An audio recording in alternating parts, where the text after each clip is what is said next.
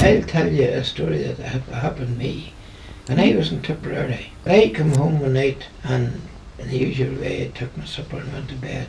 And in the middle of the night, the door of that room opened and a figure came into the room dressed like a Capuchin monk, you know, with a shroud over its head. You know. I could see it gliding, it wasn't walking, but this figure came over to the bed, and as it stooped down over me like that in the bed, the hood fell back on its head, and although it was a skull, it was just a skeleton, I knew it was an antimane.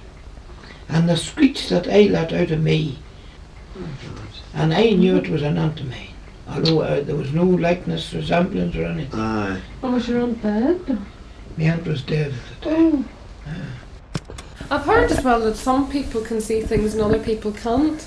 And I was hearing about women were in a house, you know, there was somebody was dying, and one of them had gone out to get coal outside, and she was coming in through the door and she got an awful start for she saw somebody going past her, and it was the woman that was lying dying upstairs, you know, she just saw her walking past her out the door, and she was terrified at this, you know, and none of the others saw anything, and she just put out her hand and touched one of the other women to say, did you see that, did you see her going out the door there? And as soon as she put her hand on the other girl saw her going out as well, you know, she couldn't see it until the other woman touched her, and then she saw what was happening, you know, it was just that one of them had the power of seeing, and the woman of course upstairs was dead.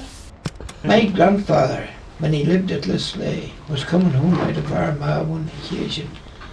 But he started to, coming out of Armagh, he started to walk, and he come part of that Beach Hill Road, where he would have torn down to Lisleigh. Oh, at the top of it. And his feet kept going like that there for a couple of hours, till the sweat was drowning him.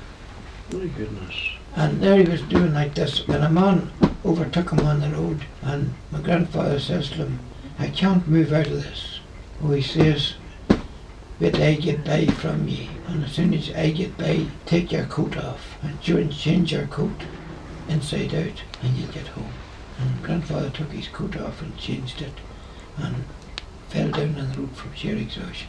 What was it that it caused him to be? A spell on the road. Ghosts have a habit of doing that.